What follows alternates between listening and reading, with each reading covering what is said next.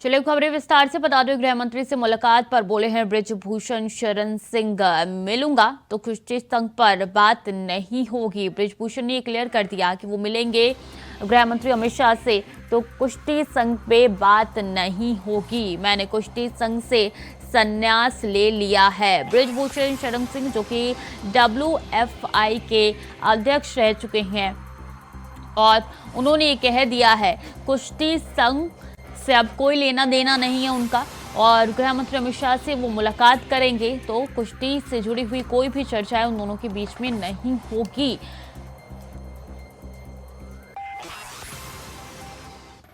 इस संबंध में जो मुझे बोलना था कल मैं बोल चुका हूँ। मैंने कुश्ती से और कुश्ती की राजनीति से पूर्णतया संन्यास ले चुका हूँ। नहीं मिल रहा भाई। रहा अमित शाह जी से मिलने की, तो हमारे पार्टी के नेता है, अगर हम मिलेंगे भी तो कुश्ती के संबंध में बात नहीं करेंगे। कुश्ती की बात समाप्त हो चुकी है। कितने बजे मिलेंगे? ऐसा कोई समाचार मेरे पास नहीं है। हमारे नेता हैं, जब बुलाएंगे तब मिलेंगे, लेकिन मिलेंगे भी तो कुश्ती के संबंध में नहीं मिलेंगे, और अभी कोई प्रोग्राम भी नहीं है और कुश्ती के संबंध में मुझे कुछ नहीं बोला। तो मैंने कुश्ती संघ से संन्यास ले लिया है। बृजभूषण शरण सिंह को आप सुन रहे थे, उनकी तरफ से ये कहा गया कि गृह मंत्री से अगर वो मुलाकात करते हैं तो कोई भी बातचीत वो कुश्ती संघ से जुड़ी हुई नहीं होगी। गृह मंत्री से मुलाकात करने वाले हैं आज बृजभूषण शरण सिंह और इस मसले पर उनका ये बयान सामने आया है।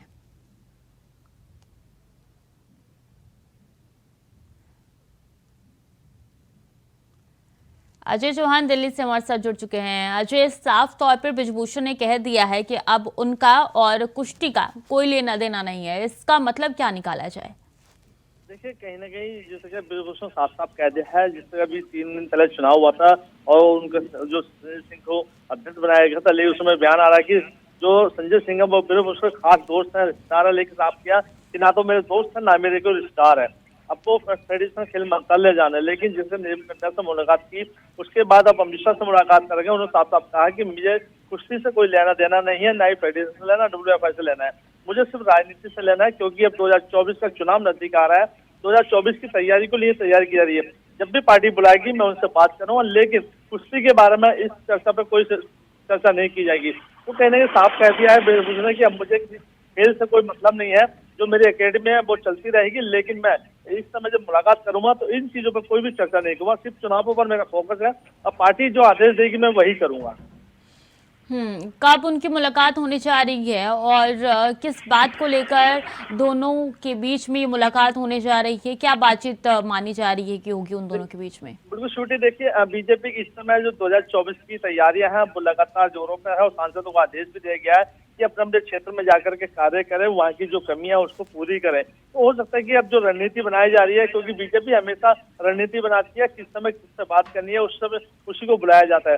तो देखिए, ऐसे में माहौल भी गर्म है और देखना यही होगा कि अमित शाह से जब मुलाकात की जाएगी 2 बजे के आसपास बताया जा रहा है सूत्रों से मिली जानकारी। तो देखिए, जो भी बात होगी उस पार्टी के लेवल पे ही बात की जाएगी, ना कि कुश्ती संघ को लेकर बात की जाएगी इसमें। लेकिन ये जो बयान निकल के सामने आया है बृजभूषण का, अजय, इससे लग रहा है कि बृजभूषण बचने का प्रयास कर रहे हैं ताकि ये जो विवाद अभी चल रहा है और जिस तरीके से निलंबन भी हुआ संजय सिंह का, इस पूरे मामले पर जो है बृजभूषण अपने आप को बचा रहे हैं कोई भी बयान देने के लिए। बिल्कुल श्रुति, देखिए जिस तरह से संजय सिंह की जीत हासिल हुई उसके बाद बृजभूषण का बयान आया कि दबदबा था, दबदबा रहेगा, तो उसको लेकर संज्ञान में ले गया, उसी कारण उनको सस्पेंड किया गया। तो उसके बाद जब दबदबा हो सकता है कि अब इसमें क्या रणनीति है ये तो अब पार्टी ही बताएगी कि उनको किस लिए बुलाया जा रहा है, किस लिए नहीं। लेकिन बृजभूषण ने साफ कहा है कि मैं इस चर्चा पर कोई विषय पर बात नहीं करूंगा, सिर्फ 2024 का चुनाव आ रहा है, हो सकता है पार्टी चुनाव के लिए चर्चा, क्योंकि वो अभी सांसद है। तो कहीं ना कहीं देखिए रणनीति है और चुनाव को लेकर ही तैयारी की जा सकती है, क्योंकि पहले भी इसी तरह की कई बैठक हो चुकी है इसमें। तो ये जो एक्शन लिया गया है, क्या लगता है, क्या धरातल पे नजर आ रहा है कि चुनाव के मद्देनजर ये एक्शन लिया गया है? अजय, क्या आपके सोर्स कह रहे हैं? देखिए, इसमें काफी तथ्य निकलते हैं, कई ऐसे सवाल है, जैसे कि जीत के बाद तुरंत उन्होंने एक जो मैच होना था अभी 15 तारीख को 20 को, उसमें एकेडमी को लेकर के उसको लेकर के, लेकिन उसको तुरंत संज्ञान मंत्रालय ने लिया, उसको रद्द किया। तो देखिए, अब राजनीति है, इसमें गरमाई हुई है। अब देखना यही होगा कि ब्रजभूषण जब बात करेंगे अमित शाह से, क्या खेल पर करेंगे, ये चुनाव पर करेंगे या किसी दबाव में, क्योंकि अब कुश्ती संघ के जो साक्षी मलिक है वो भी खुश है कि हम भी यही चाहते थे कि इस जो खिलाड़ियों के जो खिलाड़ी हैं उनके हक में की बात की जाए और बहनें जो खेलती हैं उनको हक किया, क्योंकि उन्होंने संन्यास लेने की बात कही थी। लेकिन जैसे ही सामने से आ गया उनको अध्यक्ष पद से हटा दिया गया। साक्षी का बयान फिर दोबारा आया, भाई बजरंग पुनिया के बयान आया कि जो भी किया सरकार ने वो सही किया, हमें सरकार से कोई लेना देना नहीं है, हमें तो सिर्फ एक आदमी से लड़ाई है जो ब्रजभूषण है, उसको लेकर हम न्याय लड़ रहे हैं। आगे देखना यही होगा कि अब ब्रजभूषण पर अब कोई नई कानूनी कार्रवाई की जाएगी या अमित शाह से मुलाकात करने के बाद क्या बातचीत होती है, ये तो मिलने के बाद ही पता चलेगा। ठीक है जी, बहुत बहुत शुक्रिया आपका तमाम जानकारियों के लिए। खबरों में आगे बढ़ेंगे। पूर्व प्रधानमंत्री अटल बिहारी वाजपेयी की 99वीं जयंती मनाई जा रही है। इस मौके पर देश उन्हें नमन कर रहा है। सोमवार को राष्ट्रपति द्रौपदी मुर्मू, प्रधानमंत्री नरेंद्र मोदी, रक्षा मंत्री राजनाथ सिंह समेत बीजेपी के कई दिग्गज नेता उनकी समाधि सदैव अटल पर नमन करने पहुंचे। उन्होंने पूर्व प्रधानमंत्री को याद किया और पुष्प अर्पित कर श्रद्धांजलि दी। इससे पहले पीएम मोदी ने अपनी सोशल मीडिया हैंडल एक्स पर अटल बिहारी वाजपेयी को याद करते हुए लिखा कि पूर्व प्रधानमंत्री आदरणीय अटल बिहारी वाजपेयी जी को उनकी जयंती पर देश के सभी परिवारजनों की ओर से मेरा कोटि कोटि नमन। वो जीवन पर्यंत राष्ट्र निर्माण को गति देने में जुटे रहे। मां भारती के लिए उनका समर्पण और सेवा भाव अमृतकाल में भी प्रेरणा स्रोत बना रहेगा।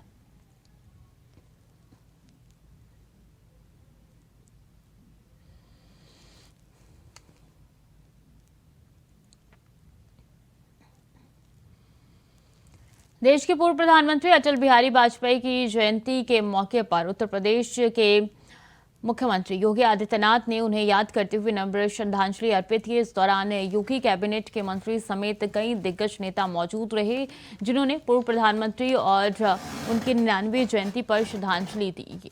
वहां सीएम योगी आदित्यनाथ ने कहा कि हमें सदैव प्रेरित करते रहेंगे। सरदेव अटल बिहारी वाजपेयी जी की आज पावन जयंती है। इस अवसर पर सरदेव अटल जी की स्मृतियों को नमन करते हुए प्रदेशवासियों की ओर से मैं उनके श्री चरणों में विनम्र श्रद्धांजलि अर्पित करता हूं। हम सब जानते हैं अटल जी भारत की राजनीति के अजात शत्रु थे। भारत को राजनीतिक अस्थिरता से उभारने, देश के अंदर राजनीति में शुचिता और पारदर्शिता का एक आदर्श प्रतिमान उन्होंने रखा था और यही कारण है कि आज पिछले 9.5 वर्ष से बिहारी वाजपेयी जी की जन्म जयंती पर उनको नमन करता हूं और उन्होंने जो आशीर्वाद दिया था, जब कांग्रेसी भारतीय जनता पार्टी पर हंसते थे तो वह सदन में खड़े होकर के कहे कि आज तुम लोग हम पर हंस रहे हो, एक दिन देश तुम पर हंसेगा और भारतीय जनता पार्टी पूर्ण बहुमत की केंद्र में सरकार बनाएगी। और पूज्य अटल जी के आशीर्वाद से वह दिन आज आया है। देश में भी प्रदेश में भी अटल जी की कर्मभूमि यानी उत्तर प्रदेश में और जो सेवा भूमि पूरा भारतवर्ष था, आज भाजपा ही भाजपा है। तो आज का दिन बहुत महत्वपूर्ण है। सुशासन दिवस है, विकास दिवस है, गरीब कल्याण दिवस है। सभी क्षेत्रों में जो अच्छा काम हो रहा है माननीय प्रधानमंत्री श्री नरेंद्र मोदी जी के नेतृत्व में। खबर रायबरेली से है। डी थाना क्षेत्र इलाके के पूरे कनपुरियन गांव में धर्म परिवर्तन कराए जाने का मामला सामने आया है, जहां एक घर में चंगाई के नाम पर ईसाई धर्म की ओर से लोगों को आकर्षित करने का खेल किया जा रहा है। यहां की रहने वाली दिलासा के घर में धर्म परिवर्तन कराने की सूचना पर बजरंग दल कार्यकर्ताओं ने मौके पर पहुंचकर जांच की तो ईसाई धर्म से जुड़े कई साहित्य बरामद हुए, जिसकी सूचना बजरंग दल ने पुलिस को दी। सूचना मिलते ही पुलिस मौके पर पहुंची। धर्म परिवर्तन कराए जाने के आरोपी दिलासा और उसके पति राम अवध और एक बेटे को हिरासत में ले लिया है। मौके पर मिले कई सबूतों के आधार पर तीनों के खिलाफ रिपोर्ट दर्ज कर जांच शुरू कर दी है।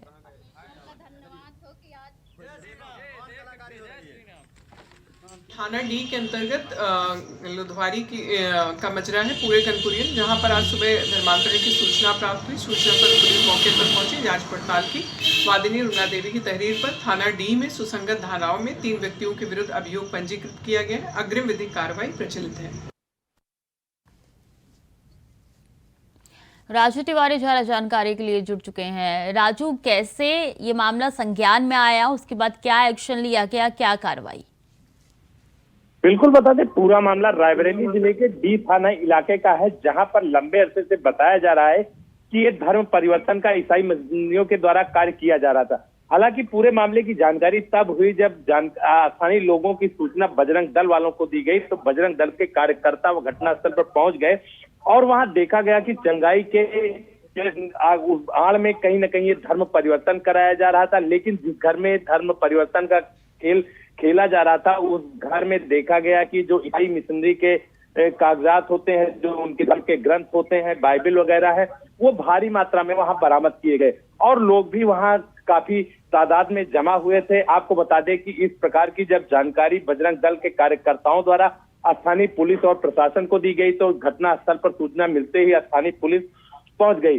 लेकिन आपको बता दें कि जिस तरह से क्षेत्र में इस तरह के कई मामले अभी तक संज्ञान में आए हैं और उस पर कार्यवाही भी हुई कहीं न कहीं, लेकिन साफ तौर से देखा जा सकता है जो ईसाई मिशनरी है वो कहीं न कहीं सक्रिय रूप से रायबरेली जिले में कार्य कर रही है। और ऐसे में धर्म परिवर्तन का खेल जो खेला जा रहा है, ये कहीं न कहीं जो गरीब लोग हैं, असहाय लोग हैं और जो बीमार लोग हैं, उनको बरगला कर वो धर्म परिवर्तन कराते हैं, उनको गलत तौर से इस्तेमाल करते हैं और उनको कहीं न कहीं धर्म के प्रति आस्था देते हैं और उनको ये कहीं न कहीं बरगलाते हैं कि इस धर्म में आने के बाद आप सही हो जाएंगे, या उनको पैसे का लालच देते हैं। तो इस तरह से कई मामले जब संज्ञान में आए तो इस तरह से प्रशासन सक्रिय हुआ है। लेकिन अभी भी कहीं न कहीं ये सवाल खड़े हो रहे हैं कि रायबरेली जिले में जो ईसाई मिशनरी है वो बड़े पैमाने पर धर्म परिवर्तन करा रहा है।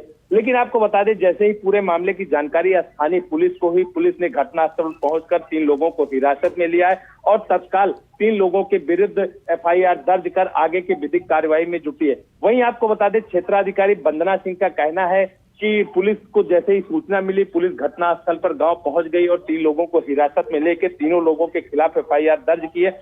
लेकिन आपको बता दें कि इस मामले में अभी कौन कौन लोग जुड़े हैं, कहां कहां से इस पूरे मामले का तार जुड़ा हुआ है और कहां कहां से लोग इस मामले को लेकर और जो ईसाई मिशनरी है इनसे जुड़े हुए लोग हैं, इस पूरे मामले की कहीं न कहीं स्थानीय प्रशासन को सक्रियता से पूरे मामले की पड़ताल करानी चाहिए और जांच करानी चाहिए। ऐसे में जो लोग जो ऐसे असहाय टाइप के लोग हैं, इनको बरगला कर धर्म परिवर्तन कराते, इनके खिलाफ सख्त कार्यवाही करना चाहिए। तो कहीं न कहीं ये भी देखा जा रहा है कि जो क्षेत्र में लोग हैं, कहीं न कहीं हिंदू धर्म के लोग हैं और जो बजरंग दल के कार्यकर्ता हैं, ऐसे में उनमें भी आक्रोश देखने को मिला और कहीं न कहीं एक प्रकार से अगर देखा जाए तो बड़ा हादसा भी टल गया, क्योंकि जब बजरंग दल के कार्यकर्ता पहुंचे तो ग्रामीण लोग भी आक्रोशित दिखाई पड़े और ग्रामीणों में कहीं न कहीं अभी भी रोष देखा जा रहा है कि इस तरह से जो ईसाई मिशनरी के लोग हैं वो धर्म परिवर्तन कराते हैं। तो इस तरह से कहीं न कहीं ये साफ तौर से देखा जा सकता है कि रायबरेली जिले में अभी भी जो ईसाई मिशनरी है वो धर्म परिवर्तन का कार्य करा रही है। जी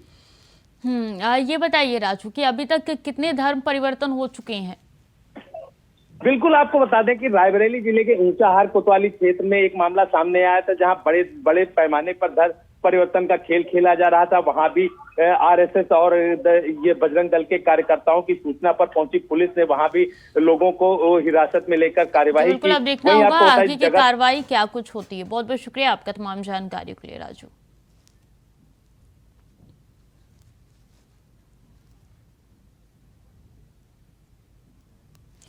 और समाजवादी पार्टी 2024 के लोकसभा चुनाव को देखते हुए ब्राह्मणों को साधने में जुटी हुई है। तो वहीं इसको लेकर यूपी सरकार के अल्पसंख्यक कल्याण मंत्री दानिश आजाद अंसारी ने हमला बोला है। उन्होंने कहा है कि समाजवादी पार्टी मुद्दा विहीन पार्टी है, उनके पास कोई एजेंडा नहीं है, जबकि मोदी और योगी सरकार ने हमेशा जनता की उन्नति के लिए काम किया है। वहीं सपा पर बड़ा आरोप लगाते हुए कहा है कि सपा ने हमेशा समाज को भ्रमित करना और अलग अलग हिस्सों में बांटने की नाकाम कोशिश की है। इंडिया गठबंधन पर तंज कसते हुए कहा गया है कि इस गठबंधन की स्वीकार्यता जनता के बीच नहीं है। भारतीय जनता पार्टी, हमारी मोदी और योगी सरकार ने हमेशा समाज की उन्नति और विकास तरक्की के लिए काम किया है और समाजवादी पार्टी ने हमेशा समाज को भ्रमित करके समाज को अलग अलग हिस्सों में बांटने की नाकाम कोशिश की है।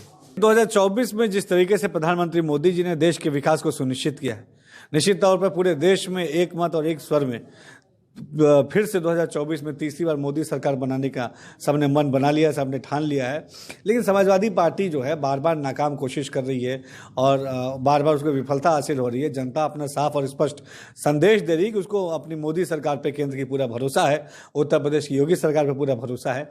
और हमेशा समाजवादी पार्टी का ने हमेशा जो है समाज को भ्रमित करने के एजेंडे के साथ राजनीति की है।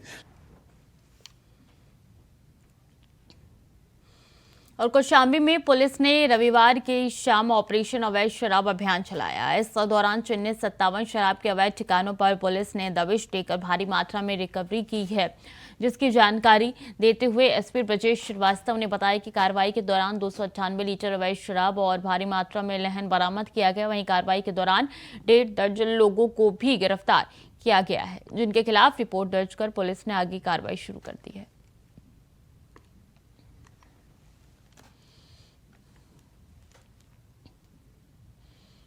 तो फिलहाल के लिए बुलेटिन में इतना ही। खबरें लगातार जारी है, देखते रहें इंडिया वॉइस।